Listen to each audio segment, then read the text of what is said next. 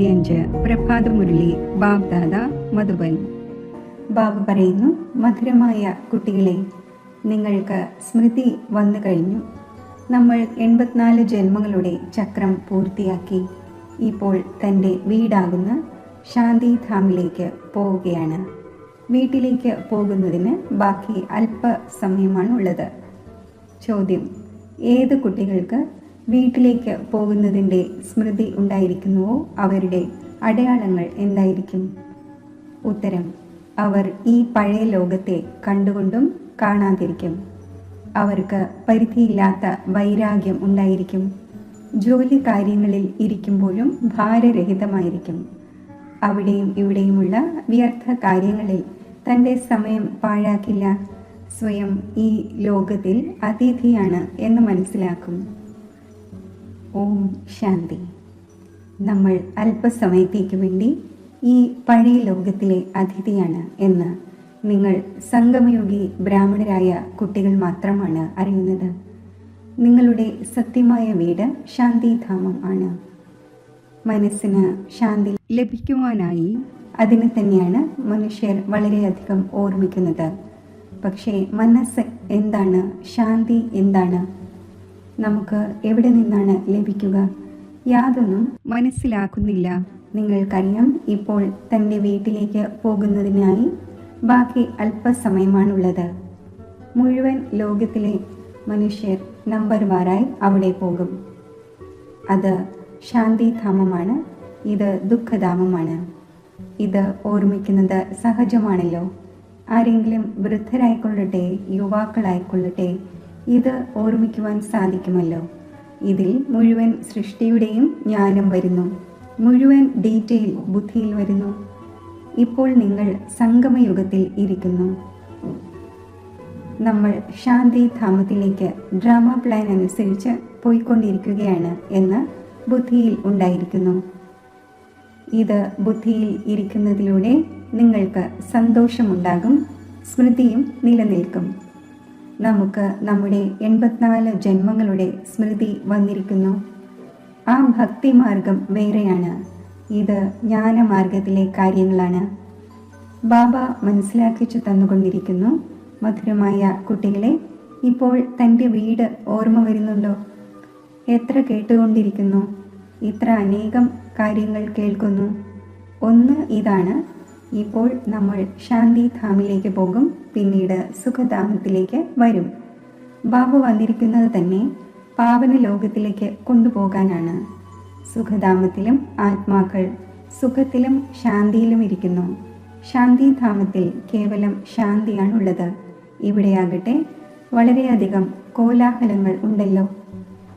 ഇവിടെ മധുബനിൽ നിന്നും നിങ്ങൾ തൻ്റെ വീട്ടിലേക്ക് പോകുമ്പോൾ ബുദ്ധി അവിടെയും ഇവിടെയുമുള്ള കാര്യങ്ങളുടെയും തൻ്റെ തൊഴിലിൻ്റെയും മറ്റും നേർക്ക് പോകും. ഇവിടെ ആകട്ടെ ആ പ്രശ്നങ്ങൾ ഉണ്ടായിരിക്കുന്നില്ല. നിങ്ങൾക്കറിയാം, നമ്മൾ ആത്മാക്കൾ ശാന്തിധാം നിവാസിയാണ്. ഇവിടെ നമ്മൾ പാർട്ട്ധാരിയായിരിക്കുന്നു. നമ്മൾ എങ്ങനെയാണ് പാർട്ട്ധാരിയാകുന്നത് എന്നത് മറ്റാർക്കും അറിയില്ല. കുട്ടികളായ നിങ്ങളെ തന്നെയാണ് ബാബ വന്ന് പഠിപ്പിക്കുന്നത്. കോടിയിലും ചിലരാണ് പഠിക്കുന്നത്, എല്ലാവരും പഠിക്കുകയില്ല.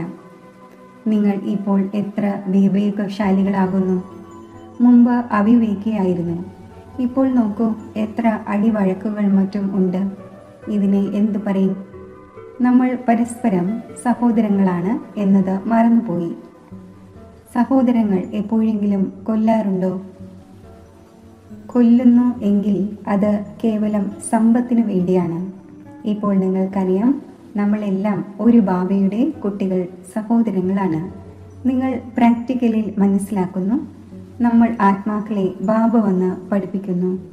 5000 വർഷങ്ങൾക്ക് മുമ്പ് എന്നതുപോലെ നമ്മെ പഠിപ്പിക്കുന്നു. കാരണം ആ ഒന്ന് ജ്ഞാനത്തിൻ്റെ സാഗരമാണ്.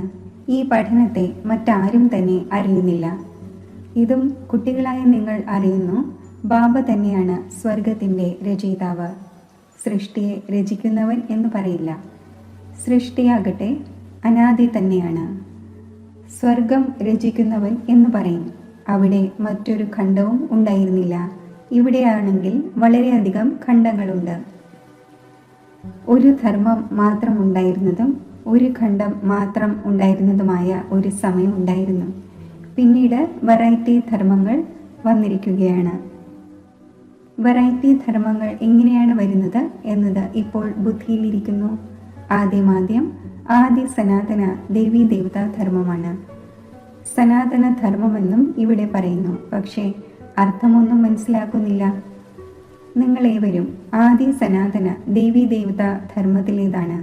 കേവലം പതീതമായി സതോ പ്രധാനത്തിൽ നിന്നും സതോ രജോ തമോ ആയിക്കൊണ്ടേയിരുന്നു. നിങ്ങൾ മനസ്സിലാക്കുന്നുണ്ട് ആദി സനാതന ദേവീ ദേവതാ ധർമ്മത്തിലേതാണ്? നമ്മൾ വളരെ പവിത്രമായിരുന്നു, ഇപ്പോൾ പതീതമായിരിക്കുന്നു. നിങ്ങൾ ബാബയിൽ നിന്നും പവിത്ര ലോകത്തിൻ്റെ അധികാരിയാകുന്നതിൻ്റെ സമ്പത്ത് നേടിയിരുന്നു. ഇത് മനസ്സിലാക്കുന്നു. നമ്മൾ ആദ്യം പവിത്ര ഗൃഹസ്ഥ ധർമ്മത്തിലേതായിരുന്നു. ഇപ്പോൾ ഡ്രാമയുടെ പ്ലാൻ അനുസരിച്ച് രാവണ രാജ്യത്തിൽ നമ്മൾ പതീത പ്രവൃത്തി മാർഗത്തിലേതായിരിക്കുന്നു. നിങ്ങൾ തന്നെയാണ് വിളിക്കുന്നത്, ഹേ പതീത പാവന, നമ്മളെ സുഖധാമത്തിലേക്ക് കൊണ്ടുപോകൂ എന്ന്. ഇന്നലത്തെ കാര്യമാണ്. ഇന്നലെ നിങ്ങൾ പവിത്രമായിരുന്നു, ഇന്ന് അപവിത്രമായി വിളിക്കുന്നു. ആത്മാവ് പതീതമായിരിക്കുന്നു. ആത്മാവാണ് വിളിക്കുന്നത്, ബാബ വന്ന് നമ്മെ വീണ്ടും പാവനമാക്കൂ.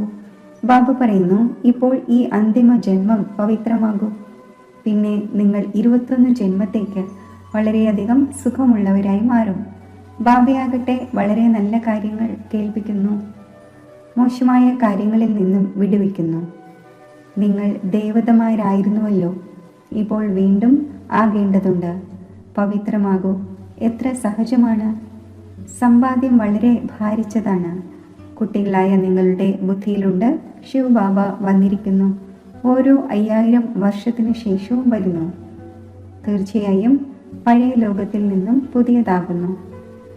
ഇത് മറ്റാർക്കും പറഞ്ഞു തരാൻ സാധിക്കില്ല. ശാസ്ത്രങ്ങളിൽ കലിയുഗത്തിൻ്റെ ആയുസ് വളരെ നീണ്ടതാക്കി. ഇതെല്ലാം ഡ്രാമയുടെ ഭാവിയാണ്. ഇപ്പോൾ കുട്ടികളായ നിങ്ങൾ പാപങ്ങളിൽ നിന്നും മുക്തമാകുന്നതിൻ്റെ പുരുഷാർത്ഥം ചെയ്യുന്നു. ഇനിയൊരു പാപവും ഉണ്ടാകാതിരിക്കാൻ ശ്രദ്ധിക്കണം. ദേഹാഭിമാനത്തിൽ വരുന്നതിലൂടെ തന്നെയാണ് മറ്റു വികാരങ്ങൾ വരുന്നത്. അതിലൂടെ പാപം ഉണ്ടാകുന്നു. അതിനാൽ ഭൂതങ്ങളെ ഓടിക്കേണ്ടി വരുന്നു. ഈ ലോകത്തിലെ ഒരു വസ്തുവിലും മോഹം ഉണ്ടാകരുത്. ഈ പഴയ ലോകത്തോട് വൈരാഗ്യം ഉണ്ടാകണം. പഴയ വീട്ടിലാണ് ഇരിക്കുന്നത് എന്ന് കാണുന്നുണ്ട്, പക്ഷേ ബുദ്ധി പുതിയ ലോകത്തിൽ യോജിച്ചിരിക്കുകയാണ്. പുതിയ വീട്ടിലേക്ക് പോകുമ്പോൾ പുതിയതായിരിക്കും കാണുന്നത്. ഈ പഴയ ലോകം ഇല്ലാതാകുന്നത് വരെയും കണ്ണുകൾ കൊണ്ട് പഴയത് കാണുമ്പോഴും ഓർമ്മിക്കേണ്ടത് പുതിയതിനെയാണ്. പിന്നീട് പശ്ചാത്തപിക്കേണ്ടി വരും വിധത്തിലുള്ള കാര്യങ്ങൾ ചെയ്യരുത്. ഇന്നയാൾക്ക് ഇന്ന് ദുഃഖം നൽകി, ഇന്ന പാപം ചെയ്തു എന്നൊക്കെ. ബാബ ഇത് പാപമാണോ എന്ന് ബാബയോട് ചോദിക്കാം. എന്തിന് സ്വയം ശ്വാസം മുട്ടിക്കണം? ചോദിക്കുന്നില്ലെങ്കിൽ ശ്വാസം മുട്ടിക്കൊണ്ടിരിക്കും. ബാബയോട് ചോദിക്കുകയാണെങ്കിൽ ബാബ ഉടൻ ലഘൂകരിക്കും. നിങ്ങൾ വളരെയധികം ഭാരിച്ചതാണ്. പാപങ്ങളുടെ ഭാരം വളരെ ഭാരിച്ചതാണ്. 21 ജന്മത്തേക്ക് പിന്നീട് പാപങ്ങളിൽ നിന്നും ഭാരരഹിതമാകും. ജന്മജന്മാന്തരങ്ങളിലെ ഭാരം ശിരസിലുണ്ട്. എത്ര ഓർമ്മയിലിരിക്കുന്നുവോ ഭാരരഹിതമായിക്കൊണ്ടിരിക്കും. അഴുക്ക് ഇളകിക്കൊണ്ടിരിക്കും. സന്തോഷം വർദ്ധിക്കും. സത്യയുഗത്തിൽ നിങ്ങൾ വളരെയധികം സന്തോഷത്തിലായിരുന്നു. പിന്നെ കുറഞ്ഞു കുറഞ്ഞു വന്ന് നിങ്ങളുടെ മുഴുവൻ സന്തോഷവും അപ്രത്യക്ഷമായിരിക്കുന്നു. സത്യയുഗം മുതൽ കലിയുഗം വരെയുള്ള ഈ ജേർണിയിൽ, യാത്രയിൽ 5000 വർഷം എടുത്തിരിക്കുന്നു. സ്വർഗത്തിൽ നിന്നും നരകത്തിലേക്ക് വരുന്നതിൻ്റെ യാത്രയെക്കുറിച്ച് ഇപ്പോൾ മനസ്സിലായി. അതായത് നമ്മൾ സ്വർഗത്തിൽ നിന്നും നരകത്തിലേക്ക് എങ്ങനെയാണ് വന്നത്. ഇപ്പോൾ വീണ്ടും നിങ്ങൾ നരകത്തിൽ നിന്നും സ്വർഗത്തിലേക്ക് പോകുന്നു. ഒരു സെക്കൻഡിൽ ജീവൻ മുക്തി. ബാബയെ തിരിച്ചറിഞ്ഞു. ബാബ വന്നിരിക്കുന്നു. അപ്പോൾ തീർച്ചയായും നമ്മെ സ്വർഗത്തിലേക്ക് കൊണ്ടുപോകും. കുട്ടി ജന്മമെടുത്തു. സമ്പത്തിൻ്റെ അധികാരിയുമായി. ബാബയുടേതായി അപ്പോൾ പിന്നെ ലഹരി കയറേണ്ടതാണ്. എന്തിന് ഇറങ്ങണം? നിങ്ങൾ വലിയവരാണല്ലോ, പരിധിയില്ലാത്ത ബാബയുടെ കുട്ടികൾ ആയിരിക്കുന്നു. അപ്പോൾ പരിധിയില്ലാത്ത രാജധാനിയുടെ മേൽ നിങ്ങൾക്ക് അവകാശമുണ്ട്. അതിനാൽ ഇങ്ങനെ മഹിമയുമുണ്ട്. അതീന്ദ്രിയ സുഖത്തെക്കുറിച്ച് ചോദിക്കണമെങ്കിൽ ഗോപി വല്ലഭന്റെ ഗോപികമാരോട് ചോദിക്കൂ എന്ന്. വല്ലഭൻ ബാബയാണല്ലോ, ആ ഒന്നിനോട് ചോദിക്കൂ. നമ്പർ വാർ പുരുഷാർത്ഥമനുസരിച്ച് തന്നെയാണ് സന്തോഷത്തിൻ്റെ രസം കയറുന്നത്. ചിലരാകട്ടെ ഉടൻ തനിക്ക് സമാനമാക്കി മാറ്റും. കുട്ടികളുടെ കാര്യം തന്നെ ഇതാണ്. സർവ്വതും മറവി വരുത്തി തൻ്റെ രാജധാനിയുടെ ഓർമ്മ വരുത്തുക. നിങ്ങളാകട്ടെ സ്വർഗത്തിൻ്റെ അധികാരിയായിരുന്നു. ഇപ്പോൾ കലിയുഗം പഴയ ലോകമാണ്. വീണ്ടും പുതിയ ലോകമുണ്ടാകും. ഇപ്പോൾ കുട്ടികളായ നിങ്ങളുടെ ബുദ്ധിയിലുണ്ട്, ഓരോ 5000 വർഷത്തിന് ശേഷവും ബാബ ഭാരതത്തിൽ തന്നെയാണ് വരുന്നത്. ആ ഒന്നിൻ്റെ ജയന്തിയും ആഘോഷിക്കുന്നു. നിങ്ങൾക്കറിയാം, ബാബ വന്ന് നമുക്ക് രാജധാനി നൽകിയ ശേഷം പോകുന്നു. പിന്നീട് ഓർമ്മിക്കേണ്ട ആവശ്യം തന്നെ ഉണ്ടായിരിക്കുന്നില്ല.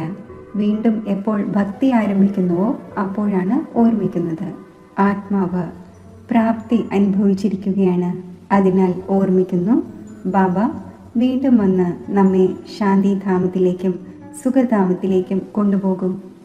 ഇപ്പോൾ നിങ്ങൾ കുട്ടികൾ മനസ്സിലാക്കുന്നുണ്ട്, അത് നമ്മുടെ അച്ഛനുമാണ്, ടീച്ചറുമാണ്, ഗുരുവുമാണ്.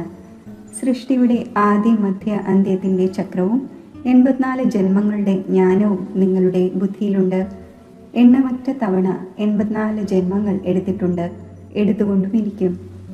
ഇതിൻ്റെ എൻഡ്, അതായത് അവസാനം ഒരിക്കലും ഉണ്ടാകുന്നില്ല.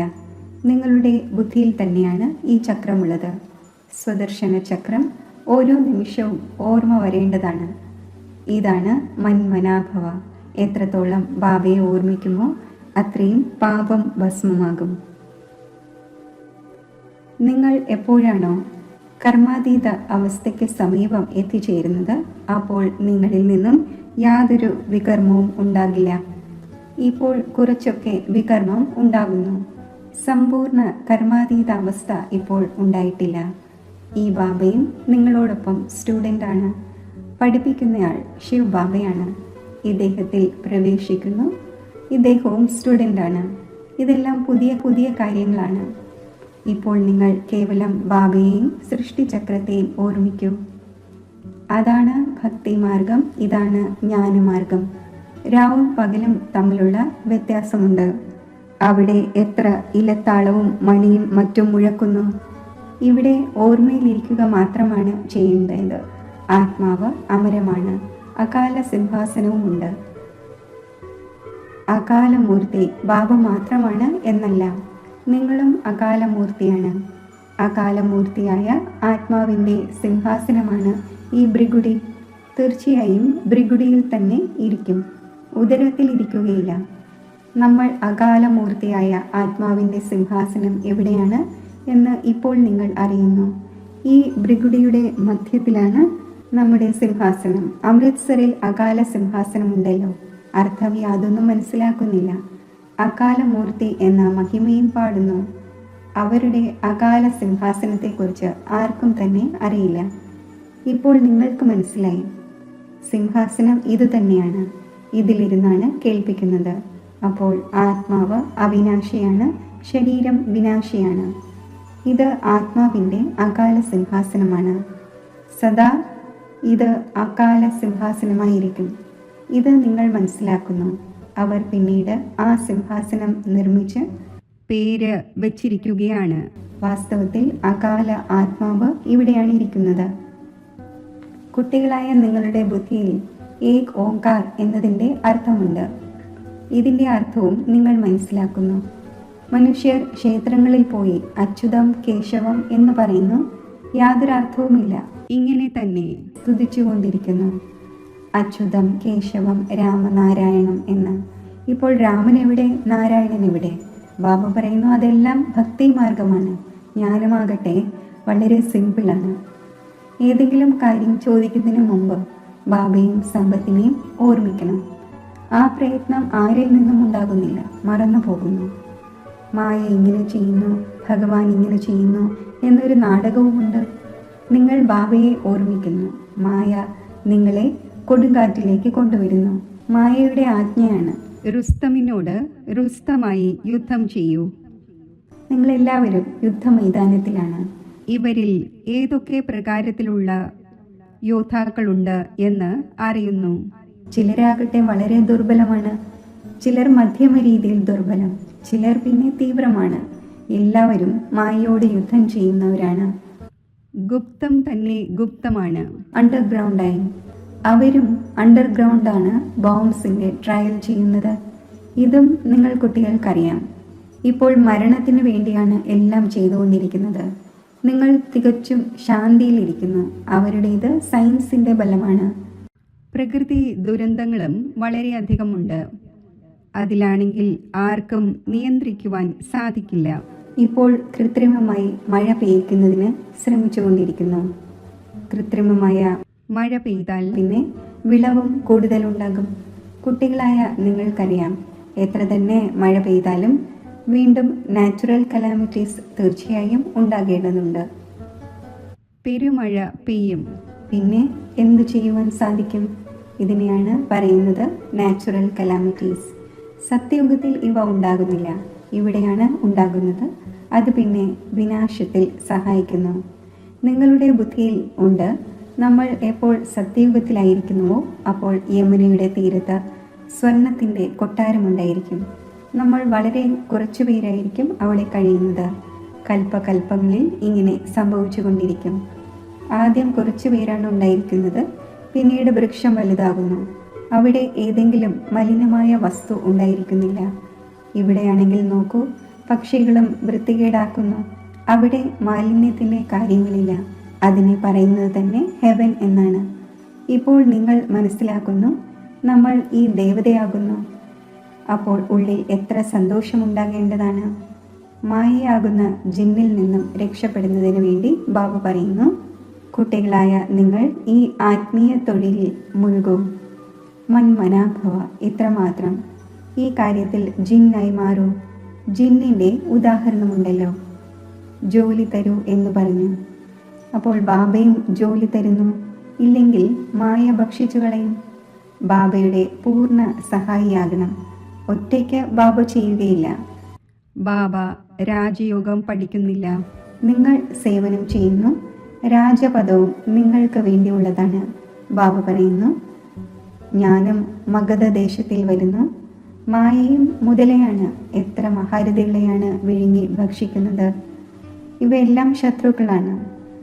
തവളയ്ക്ക് സർപ്പം ശത്രുവായിരിക്കുന്നത് പോലെ, അതേപോലെ നിങ്ങൾക്കറിയാം നിങ്ങളുടെ ശത്രുവാണ് മായ. ശരി, മധുരമധുരമായ വളരെ കാലം വേർപിരിഞ്ഞ ശേഷം തിരിച്ചു കിട്ടിയ കുട്ടികൾക്ക് മാതാവും പിതാവുമായ ബാബ്ദാദയുടെ സ്നേഹസ്മരണകൾ. Good morning. ആത്മീയ അച്ഛൻ്റെ ആത്മീയ കുട്ടികൾക്ക് നമസ്തേ. ധാരണയ്ക്കുള്ള മുഖ്യസാരം: സ്വയം തന്നെ പാപങ്ങളിൽ നിന്നും മുക്തമാക്കുന്നതിൻ്റെ പുരുഷാർത്ഥം ചെയ്യണം. ദേഹാഭിമാനത്തിൽ ഒരിക്കലും വരുവാൻ പാടില്ല. ഈ ലോകത്തിലെ ഏതൊരു വസ്തുവിലും മോഹം വയ്ക്കരുത്. മായയാകുന്ന ജിന്നിൽ നിന്നും രക്ഷപ്പെടുന്നതിനു വേണ്ടി ബുദ്ധിയെ ആത്മീയ തൊഴിലിൽ ബിസിയാക്കി വെക്കണം. ബാബയുടെ പരിപൂർണ സഹായിയാകണം.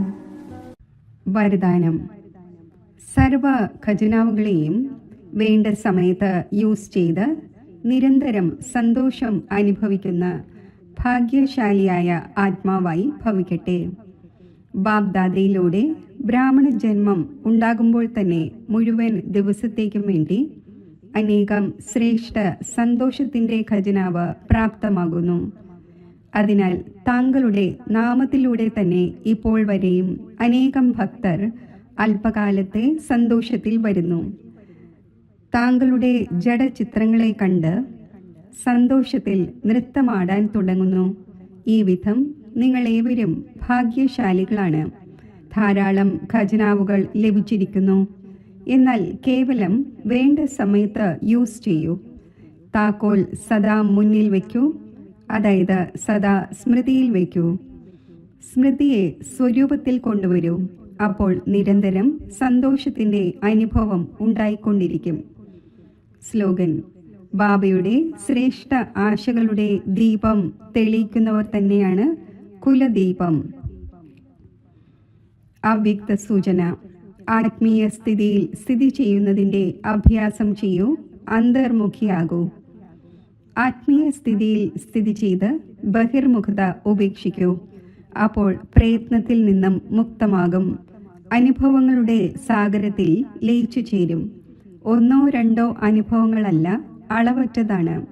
ഒന്നോ രണ്ടോ അനുഭവങ്ങൾ നേടി അനുഭവത്തിൻ്റെ കുളത്തിൽ കുളിച്ചാൽ പോരാ. സാഗരത്തിൻ്റെ കുട്ടികൾ അനുഭവങ്ങളുടെ സാഗരത്തിൽ ലയിച്ചു ചേരൂ. ഓം ശാന്തി. യോഗത്തിൻ്റെ അഭ്യാസം.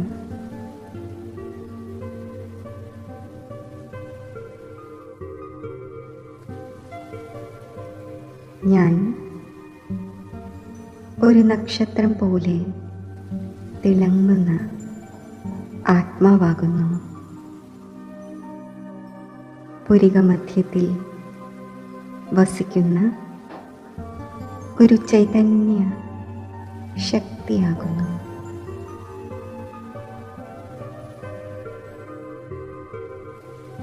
ശാന്തിയുടെ സ്വരൂപമാകുന്നു. ശാന്തിധാമമാകുന്ന എൻ്റെ സ്വഗ്രഹത്തിലേക്ക് മനസ്സിനെ ഞാൻ ഏകാഗ്രമാക്കുന്നു.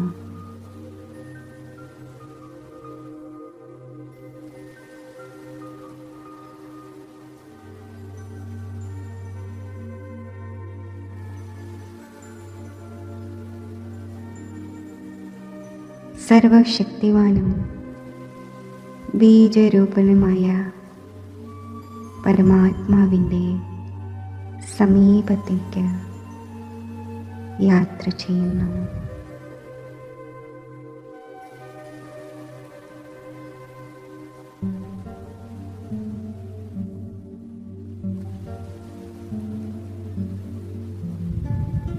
ശിവപിതാ പരമാത്മാവിൻ്റെ കൂടെ ഞാൻ കമ്പൈൻഡായി കഴിഞ്ഞു. ഞാൻ ആത്മാവ് ശിവപിതാവിൻ്റെ സർവശക്തികളാലും സമ്പന്നമാകുന്നു.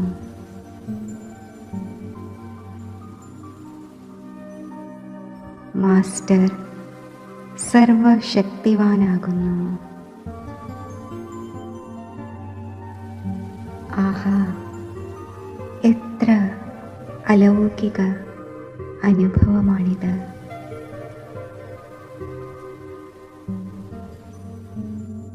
ഈ കമ്പൈൻ സ്ഥിതി എത്ര പ്രിയപ്പെട്ട സ്ഥിതിയാണ്!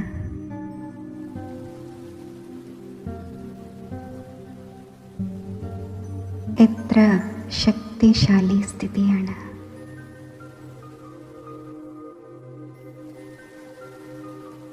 ആഹാ, എത്ര ഭാരരഹിതമായ സ്ഥിതിയാണ്! എത്ര ശ്രേഷ്ഠ